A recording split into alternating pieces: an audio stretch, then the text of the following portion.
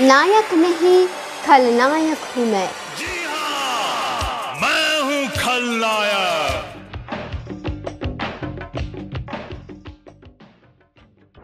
Comedy হোক বা serious ঘরানা, অভিনেতা উৎপল দত্তের অভিনয়ে বারবার মুগ্ধ হয়েছেন ৮ থেকে ৮০।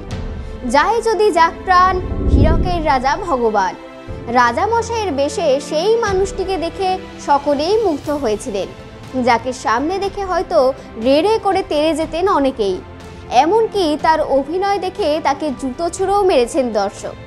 তবে এই সব কিছুই ছিল অভিনেতা হিসেবে উৎপল দত্তের সবচেয়ে বড় পাওনা, আর এখানেই একজন অভিনেতা সফল বলে মনে করতেন। ছবিতে নেগেটিভ চরিত্রে অভিনয় তাকে আরও মানুষের কাছাকাছি পৌঁছে দিয়েছিলেন। কিন্তু আপনারা হয়তো অনেকেই জানেন না, এই প্রবাদ প্রতিম অভিনেতাকেও জেলে কাটাতে হয়েছিল অনেকগুলো রাত। তাকে বলা হতো বাংলা সিনেমার ম্যাজিক ম্যান। উৎপল দত্ত ছিলেন একজন জাত অভিনেতা। নিজের সম্পর্কে একবার তিনি বলেছিলেন, আমি শিল্পী নই, নাট্যকার বা অন্য যে কোনো আখ্যা লোকে আমায় দিতে পারে, তবে আমি মনে করি আমি প্রোপাগান্ডিস্ট, এটাই আমার মূল পরিচয়। কিশোর বয়স থেকেই অভিনয়ের প্রতি তার আলাদাই ঝোঁক ছিল। সেই সাথে এক অদ্ভুত ভালো লাগা তৈরি হয়েছিল ইংরেজি থিয়েটারের প্রতিও। ইংল্যান্ডের বিখ্যাত নাট্য পরিচালক জেফ্রি ক্যান্ডলকে নাট্যগুরু হিসেবে পেয়েছিলেন উৎপল দত্ত। তার ভ্রাম্যমাণ নাট্যদলে একসময় যোগ দিয়ে দেশ বিদেশের নাটক মঞ্চস্থ করে বেরিয়েছিলেন তিনি। তবে পরবর্তীতে জন্ম হয় উৎপল দত্তের নিজের তৈরি নাট্যদল। প্রসঙ্গত জানা যায়, সে সময় নিজের নাট্যগুরু জেফ্রি ক্যান্ডলের মেয়ে তথা অভিনেত্রী জেনিফার ক্যান্ডলের প্রেমে পড়েছিলেন উৎপল দত্ত। যদিও পরবর্তীতে সেই সম্পর্ক ভেঙে যায়। সেই সম্পর্ক ভাঙার পর পরবর্তীতে হিন্দি সিনেমা জগতের জনপ্রিয় অভিনেতা শশী কাপুরের সঙ্গে বিয়ে করেছিলেন জেনিফার।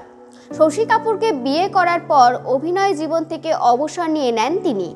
জেনিফারের শশী কাপুরকে বিয়ে করা এবং অভিনয় ছেড়ে দেওয়ার সিদ্ধান্ত মেনে নিতে পারেননি উৎপল দত্ত। তিনি মনে মনে বেশ আঘাতও পেয়েছিলেন এতে। পরে তিনি পুরোদমে অভিনয়ে মনোনিবেশ করেন, কিন্তু তারপরও তার নাটক লেখা বন্ধ হয়নি। এলটিজির সদস্যরা মিনার্ভা ও অন্যান্য মঞ্চে নাটক করে যাচ্ছিলেন। এমনই একসময় ধানবাদ অঞ্চলের জামাডোবায় চীনাকুড়ি এবং বারাধেমো কয়লা খনিতে এক মর্মান্তিক ঘটনা ঘটে। খাদে আগুন ধরে যায়। মালিক আটকে পড়া শ্রমিকদের কথা না ভেবে জল ঢুকিয়ে খনি বাঁচানোর চেষ্টা করেন। শ্রমিকরা মারা যান। এই দুর্ঘটনার খবর রবি ঘোষ তার এক আত্মীয় মারফত নিয়ে আসেন উৎপলের কাছে। খবর পেয়ে তিনি ছুটে যান সেই কয়লা খনিতে। সঙ্গে তাপস সেন, নির্মল গুহরায়, উমানাথ ভট্টাচার্য, রবি চট্টোপাধ্যায় এবং রবি ঘোষ। 1000 ফুট নিচের সেই খনি গহ্বরে তারা 2 ঘন্টা ধরে ঘুরে বেড়ান। জীবিত খনি শ্রমিকদের সঙ্গে কথাও বলেন। খনির ভিতরের বিভিন্ন শব্দ রেকর্ড করেন। তারপর সেখান থেকে ফিরে মিনার্ভার 3 তলায় ঘরে বসে টানা 15 দিনে লিখে ফেলেন কালজয়ী নাটক অঙ্গার। এই নাটক প্রযোজনার কাহিনী আজ বাংলা নাট্যজগতে মিথে পরিণত হয়েছে। এরপরে এলটিজি নাট্যদলকে আর পিছন ফিরতে হয়নি।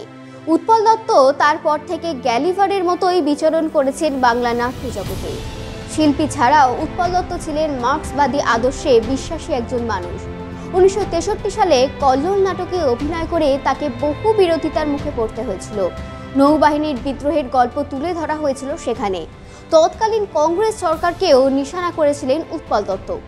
সাম্যবাদী ভাবধারার এই মানুষ তার নাটকের মধ্যে সাধারণ খেটে খাওয়া মানুষের যন্ত্রণার কথা তুলে ধরতেন। তার প্রত্যেকটি নাটকের মধ্যে থাকত রাজনৈতিক বার্তা। এর ফলে শাসক দলের রোষের মুখে পড়তে হয়েছিল তাকে। 1965 সালে ভারত রক্ষা আইনে তাকে গ্রেফতার করা হয়। 6 মাস কারাগারে পুলিশের নৃশংস নির্যাতন সহ্য করেছিলেন তিনি।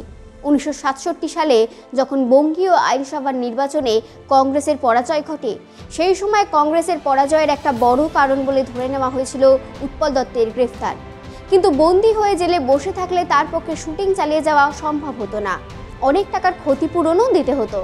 সেই অবস্থা এড়াতে ইসমাইল মার্চেন্ট সরকারি উচ্চমহলে যোগাযোগ করে অভিনেতার জামিনের ব্যবস্থা করেন। জামিন পাওয়ার শর্ত হিসেবে তাকে মুচলেখা দিতে হয় যে তিনি আর কখনো কোনো রকম রাজনৈতিক নাটক লিখবেন না এবং করবেনও না। দেশে জরুরি অবস্থার সময়ও উৎপল দত্ত 3টি নাটকের প্রেক্ষাপট তৈরি করেন।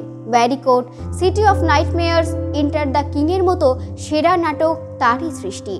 কিন্তু সরকারের বিরুদ্ধে সোচ্চার হওয়ার এই 3টি নাটকও নিষিদ্ধ করে দেওয়া হয়েছিল। অভিনেতা সত্য বন্দ্যোপাধ্যায় রবি ঘোষ তাকে গুরু মানতেন। রবি ঘোষ বলতেন উৎপল দত্ত ছিলেন সারা ভারতের শ্রেষ্ঠ স্টেজ স্টলওয়ার্ড। স্টেজ প্রোডাকশনের A to Z জানতেন। আমার অভিনয়ের বেসিক ট্রেনিং তো ওর কাছেই পাওয়া।